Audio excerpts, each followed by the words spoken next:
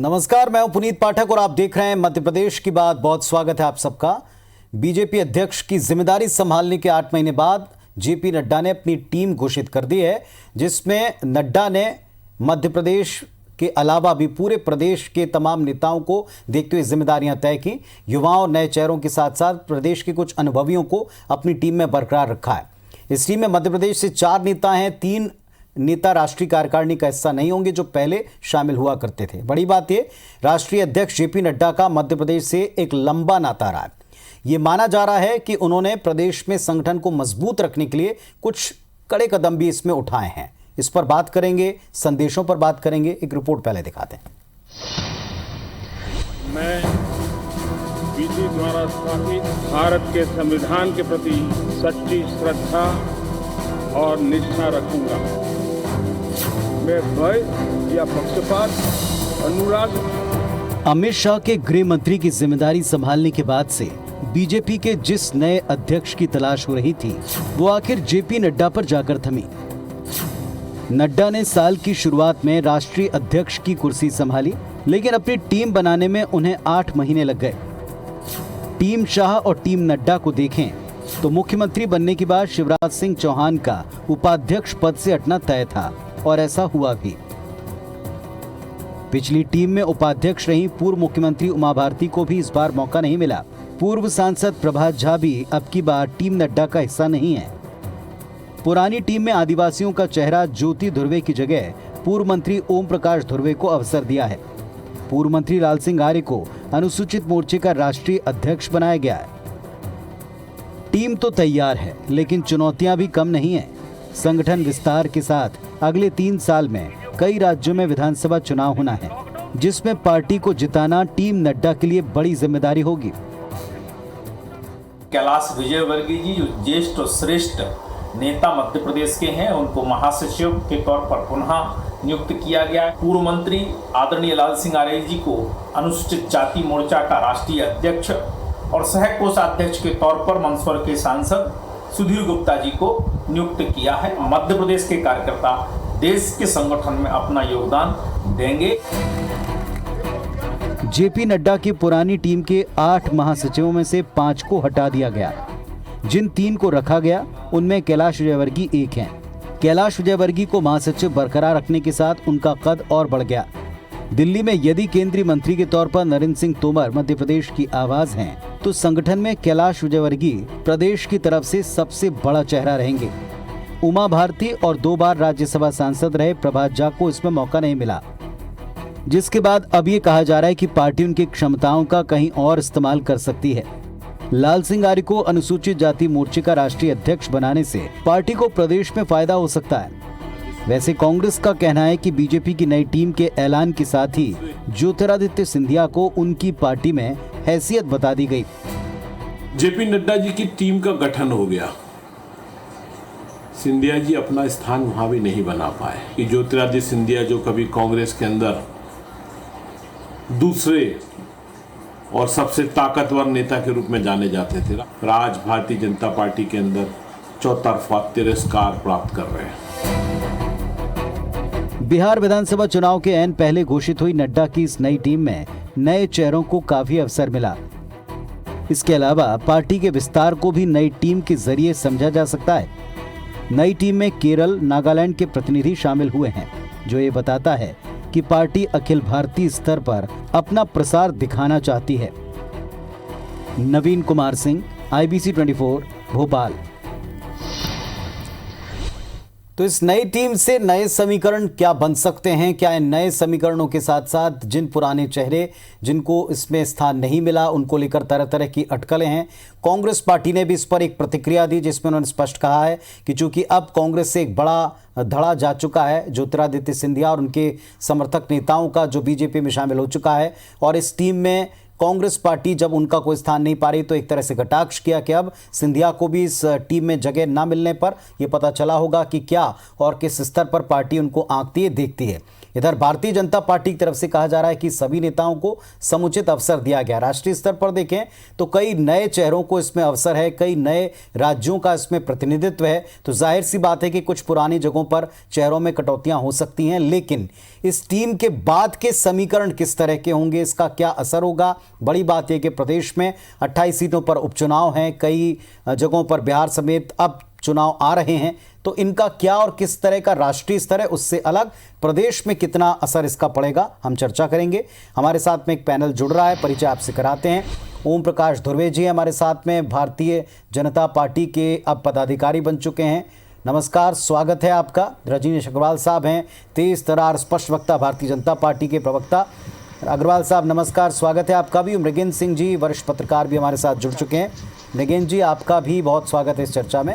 सबसे पहले ओम प्रकाश धुर्वे साहब, अगर मेरी आवाज़ आपको मिल पाए तो इस कार्यकारिणी को लेकर के सबसे पहली प्रतिक्रिया आपको क्या लग रही है, क्योंकि ये बड़ी जिम्मेदारी मानी जा रही नई कार्यकारिणी की। प्रदेश में उपचुनाव है, बिहार में चुनाव है और राष्ट्रीय स्तर पर पार्टी ने जितना विस्तार किया है, अब सबको संभालना और उन कामों को आगे बढ़ाना टीम का हिस्सा बने लोगों की जिम्मेदारी।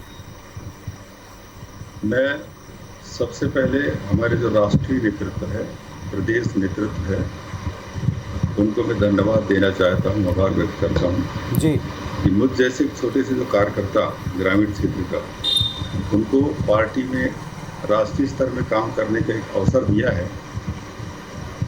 निश्चित रूप से हमारे राष्ट्रीय अध्यक्ष नड्डा जी की टीम में हम जैसे युवाओं को काम करने का अवसर दिया है, उसके लिए उनको धन्यवाद।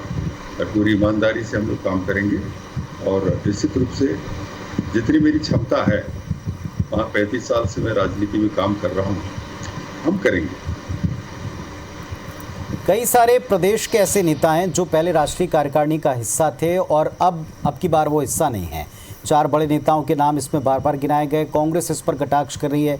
लोग कह रहे हैं कि ये जो नई कार्यकारिणी है, जो नई टीम है, इसमें संख्या अगर घटी है तो क्या प्रदेश का प्रतिनिधित्व घटा है, किस तरह से इसे देखा जाए, क्योंकि आप पदाधिकारी हैं, आपके ऊपर जवाबदारी भी है और अब छवि की भी जवाबदारी। क्या कहेंगे आप, उनको क्या जवाब है? नहीं, वैसा नहीं है। राष्ट्रीय नेतृत्व ने अगर अवसर दिया है हम लोगों को, तो किसी की क्षमता का प्रश्न नहीं करना चाहिए। हम लोग हैं, हम लोग काम करेंगे। चलिए, रजनीश अग्रवाल जी हमारे साथ हैं। रजनीश जी, इस पूरे सूची के आने के बाद से लेकर अभी तक बहुत सारे रिएक्शंस आपने भी देखे सुने होंगे। एक बैलेंस टीम बनाने की कोशिश राष्ट्रीय स्तर पर हुई है, बहुत सारे नए लोगों को मौका दिया गया है, कई स्टेट को इसमें प्रतिनिधित्व दिया है। जाहिर सी बात है कि कुछ नाम ऊपर नीचे होंगे। प्रदेश के कुछ नेताओं के नाम ना आने पर, बहुत तेज तर्रार और स्पष्ट बोलने वाले वो भी नेता रहे, लेकिन उनके नाम ना आने पर, उनको जिम्मेदारियां फिलहाल इसमें न दिखने पर कुछ कमेंट किए जा रहे हैं। और कांग्रेस से ज्योतिरादित्य सिंधिया के बीजेपी में आने के बाद उन्हें भी इसमें स्थान न देने पर कांग्रेस ने कटाक्ष किया। उनको क्या जवाब है आपका?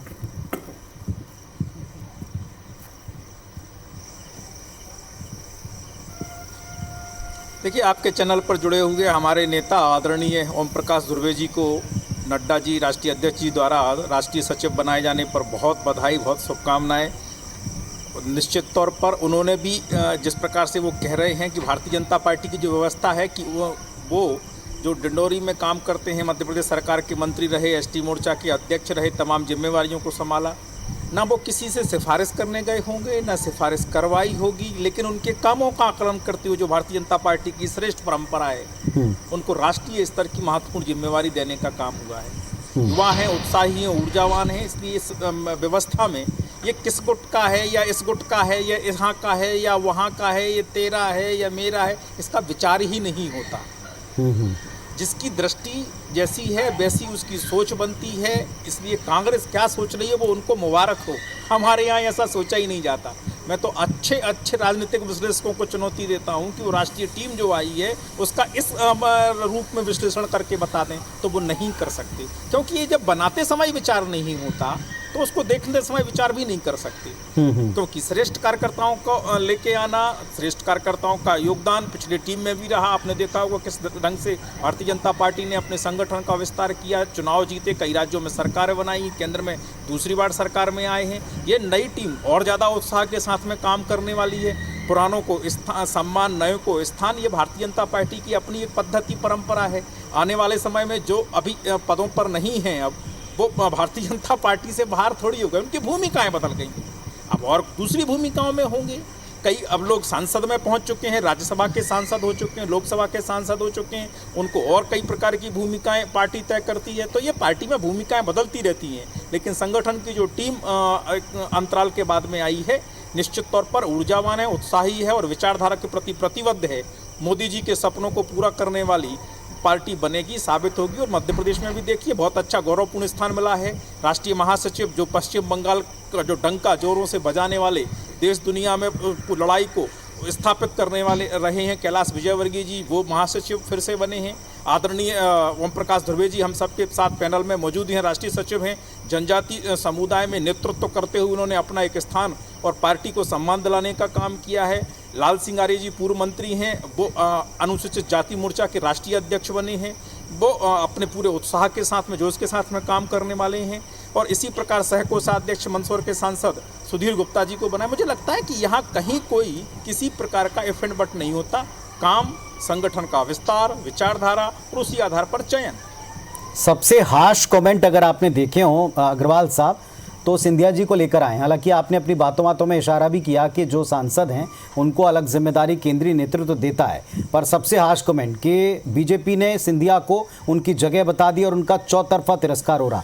इस तरह के हार्श कमेंट उनको लेकर किए जा रहे हैं। अब चूंकि वो आपकी पार्टी के सदस्य हैं, आपकी पार्टी के द्वारा सांसद बन चुके हैं, ऐसे में इसे पार्टी किस तरह से लेगी? हालांकि किसी को जवाब ये कार्यकारिणी दे और दूसरी पार्टी को विरोधी को जवाब दे, जरूरी नहीं, लेकिन क्या इसका मैसेज नीचे तक इसी तरह जा रहा है कि अभी जहां हैं वहीं पर रहें, पहले पार्टी में खुद को सिद्ध करें?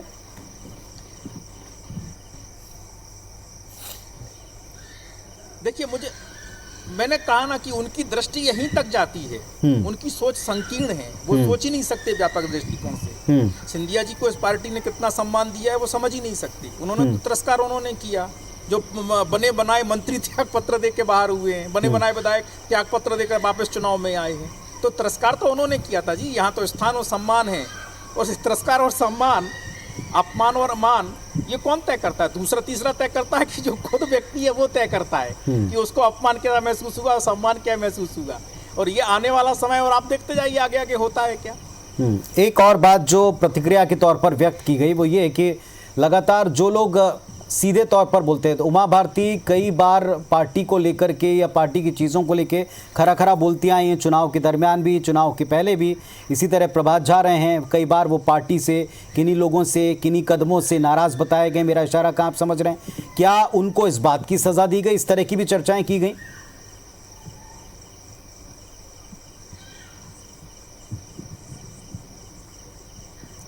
ना ना ना ना ना, कतई नहीं। ये हमारे श्रेष्ठ परंपरा के ज्येष्ठ नेता हैं, कतई नहीं, बिल्कुल नहीं। इनकी भूमिकाएं बदली होंगी, कोई दूसरी भूमिका के बारे में नेतृत्व ने विचार किया होगा, अध्यक्ष जी ने विचार किया होगा, लेकिन आप उनसे बात करके देखिए, ये जिनके तमाम प्रकार के योगदान इस पार्टी में है, विविध आयामों में योगदान है, लगातार हैं, आज भी हैं और आने वाले समय में फिर बनेंगे।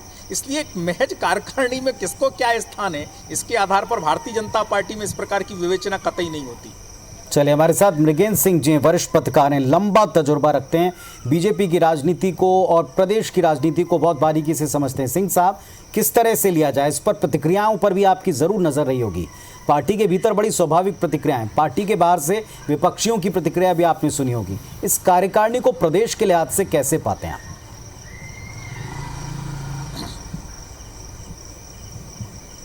देखिए, सबसे पहले तो मैं अपने मित्र ओम प्रकाश धुर्वे जी को बधाई देना चाहता हूँ। नई टीम में उनको आने के लिए बहुत बहुत बधाई। और जो टीम बनाई गई है, निश्चित रूप से अगर देखा जाए तो जो पिछली टीम कार्यकारिणी में जो मध्य प्रदेश का दबदबा था वो थोड़ा सा कम हुआ है। पिछले उसमें आपने देखा होगा, अब तो मुख्यमंत्री बन गए, शिवराज सिंह जी भी थे, प्रभात झा जी थे, ये दो राष्ट्रीय, उमा जी को भी मध्य प्रदेश का माना है, वो 3 उपाध्यक्ष थे। लेकिन अब मध्य प्रदेश से उपाध्यक्ष कोई नहीं है, केवल कैलाश जी, जिनका कद काफ़ी बड़ा है। उनका कारण भी था क्योंकि जिस तरह से वो पश्चिम बंगाल में मेहनत कर रहे हैं, और जो पश्चिम बंगाल में लोकसभा चुनाव में जो परिणाम आए थे, निश्चित रूप से उनको इसका पुरस्कार मिलना था, तो उनको बरकरार रखा गया है। लेकिन एक चीज़ जो देखने में आई है, इस बार सभी क्षेत्रों को बैलेंस करने का प्रयास किया गया है। आप देखे जाए, इंदौर से कैलाश जी को लिया है, उसी तरह एक जो अनुसूचित जाति मोर्चा से लाल सिंह आर्य जी को लिया गया, पूर्व मंत्री हैं और ग्वालियर चंबल का बड़ा दलित चेहरा है। तो जो ग्वालियर चंबल में चुनाव हो रहे हैं, उसके लिए इनके नियुक्ति से काफ़ी कुछ एक वोट बैंक जो ऐसा लग रहा था, या ये लग रहा था कि चूँकि ये चुनाव हार गए थे और पार्टी ने भारतीय जनता कांग्रेस से आए व्यक्ति को टिकट दिया है, तो वहाँ से कहीं ऐसा ना हो कि लाल सिंह आर्य जी नाराज़ हों। तो मुझे लगता है इन सब चीज़ों को ध्यान में रखते हुए लाल सिंह आर्य को वहाँ से मौका दिया गया है कि वो मोर्चे का अध्यक्ष बना के मोर्चे को पूरे देश में मजबूत करें। और निश्चित रूप से पिछला देखा होगा आपने, अनुसूचित जनजाति आदिवासी चेहरे के रूप में ज्योति धुर्वे को लिया गया था, जो बैतूल से सांसद थी। लेकिन इस बार ओम प्रकाश धुर्वे, जो कि बहुत ही पिछड़े हुए एक डिंडोरी जिले से आए प्रतिनिधित्व करते, वहाँ से विधायक रहे हैं, मध्य प्रदेश सरकार के मंत्री भी रह चुके हैं, उनको लिया गया है। मतलब सब क्षेत्र और सभी वर्गों को बैलेंस करने का प्रयास किया गया है इस पूरी कार्यकारिणी में। हाँ, इतना ज़रूर कहूँगा कि इस कार्यकारिणी में अगर प्रभात झा जी की बात करें तो ये पहले से ही लग रहा था कि शायद प्रभात जी को इस बार मौका न मिले, क्योंकि लगातार वो लंबे समय से पहले सचिव, फिर उपाध्यक्ष और प्रदेश अध्यक्ष रहे थे, लंबे समय कार्यकारिणी में है। तो शुरू से लग रहा था शायद इस बार प्रभात जी को मौका ना मिले। बाकी कोई ऐसी कार्यकारिणी नहीं जो ये कहा जा सके कि हाँ इनको मौका मिला या इनको मौका नहीं मिला। चलिए, अब इसका असर क्या होगा, क्योंकि बात समीकरणों की भी उठती है। कोई भी नई टीम नई जिम्मेदारियां संभालती है, नए चैलेंजेस उनके सामने होते हैं। चैलेंजेस को लेकर, जिम्मेदारियों को लेकर पैनल की क्या राय, ये भी आपके समक्ष रखेंगे। तो भारतीय जनता पार्टी की नई राष्ट्रीय कार्यकारिणी आ चुकी है और इसमें प्रदेश से जिन चेहरों को अवसर मिला उन सभी को ढेर सारी शुभकामनाओं के साथ अब उनके समीकरण और उनके चैलेंजेस की भी बात करेंगे। ओम प्रकाश धुर्वे जी हमारे साथ में इस पैनल में जुड़े हैं, जिनको ये जिम्मेदारी मिली। धुर्वे जी, सबकी शुभकामनाएं आपके साथ में हैं। कोई खास लक्ष्य, हालांकि लक्ष्य पार्टी तय करती है, लेकिन कोई खास लक्ष्य, कोई खास काम आपको लगता है, कोई खास बड़ी चैलेंज आपको लगता है जो राष्ट्रीय स्तर पर अधिकारी बनने के बाद अब आपके ऊपर होगा?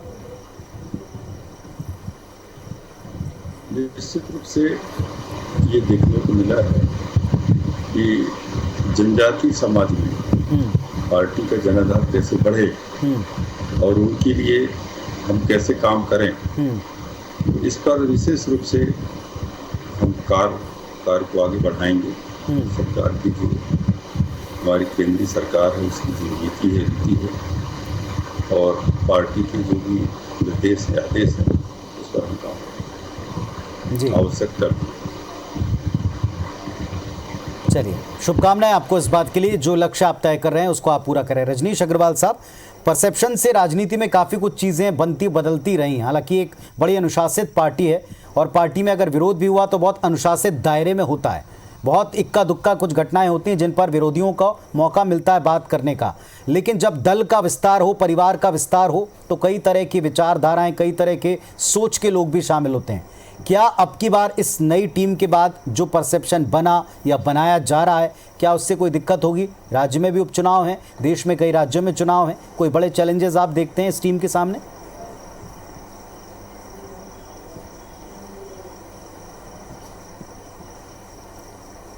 देखिए, कांग्रेस पार्टी भारतीय जनता पार्टी की नई राष्ट्रीय कार्यकारिणी के बारे में क्या विचार करती है इसका कोई महत्व नहीं है।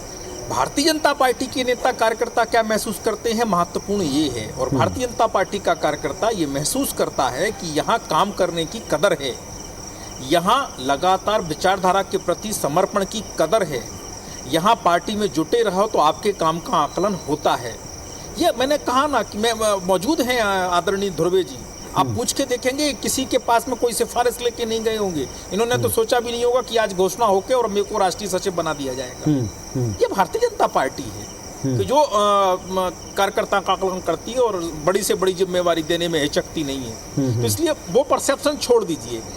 जब आप आकलन की जनता की बात करें तो जनता आकलन करती है कि लाल सिंह आर्य जी जो सामान्य परिवार में जन्मे पले बड़े और इतने बड़े स्थानों से गुजरते हुए वो एससी मोर्चा के अध्यक्ष हैं। ओम प्रकाश धुर्वे जी के बारे में मैंने बताया ही, सुधीर जी के बारे में वही है, कैलाश जी के बारे में दुनिया जानती है, राजनीति में, वो नए नहीं हैं, महासचिव भी दूसरी बार बने हैं। तो ये कार्यकर्ताओं का आकलन है, ये पट्टावाद और वंशवाद के आधार पर नहीं चलता, ये कार्यकर्तावाद के आधार पर चलता है। उनके अंदर कार्यकर्तापन होता है जिसका आकलन करते हुए बढ़ते हैं। और ये जनाधार बढ़ाने में, जैसा कहा ध्रुवे जी ने कि जनजातीय क्षेत्र में और अधिक मेहनत के साथ में, उत्साह के साथ में काम करने की जरूरत है। ऐसे ही अनुसूचित जाति वर्ग में करने के लिए लाल सिंह जी पश्चिम बंगाल में डंका मैंने बजाने का काम कर ही रहे हैं। कैलाश जी कहीं कोई कसर नहीं छोड़ी उन्होंने। पश्चिम बंगाल का विषय पूरे देश का विषय बनाया है, जिस प्रकार से वहाँ हुड़दंग लीला ममता जी के राज में चल रही है। तो ये परसेप्शन ये है, परसेप्शन ये है। ठीक है, परसेप्शन का सवाल दरअसल कुछ कांग्रेस के नेताओं के आने के बाद से लगातार कांग्रेस के लोग उठाते हैं। मृगेंद्र सिंह जी, बहुत छोटी सी टिप्पणी, ये जो टीम है इसमें जो चेहरे शामिल नहीं हो पाए, जो पहले सदस्य रहे या पहले जिम्मेदारियां उठाते रहे, और अब खास तौर पर सिंधिया को लेकर जिस तरह की टिप्पणियां कांग्रेस के लोग कर रहे हैं, क्या इससे कोई परसेप्शन क्रिएट होगा जो बीजेपी को दिक्कत दे या सिंधिया समर्थकों के बीच दिक्कत दे? छोटी सी राय आपकी। नहीं, मुझे नहीं लगता कि सिंधिया समर्थकों के कोई दिक्कत होगी, क्योंकि जिस तरह से कार्यकारिणी बनाई गई, तो मुझे अभी चूंकि जो सिंधिया के लोग आए हैं तो उन्हें पार्टी के रीत नीति को समझना चाहिए, उनको समझने में थोड़ा टाइम लगेगा, उसके बाद उनको कार्यकारिणी में शामिल किया जाएगा। हाँ, लेकिन एक चीज़ जो सबसे देखने लायक है, आप उठा के देखिए कि मंडला और डिंडोरी के सांसद का प्रतिनिधित्व करते हैं फग्गन सिंह जी कुलस्ते, वो केंद्र में मंत्री है, वहीं से ओम प्रकाश ध्रुवे जी को लिया गया है। अभी आप देखना आगे इसमें क्या समीकरण बनते हैं। देखने वाली बात ये होगी कि शायद दोनों आदिवासी जी बड़े आदिवासी चेहरे हैं, और एक को केंद्रीय मंत्री, एक को सचिव बनाया गया है। चलिए देखेंगे वक्त के साथ इसमें क्या और किस तरह से कार्यकारिणी के दायित्वों को निभाते हुए ये चेहरे प्रदेश को और देश में अपनी पार्टी के कामों को आगे ले जाते हैं। बहुत शुक्रिया आप सबका जुड़ने के लिए, चर्चा में आने के लिए। नमस्कार।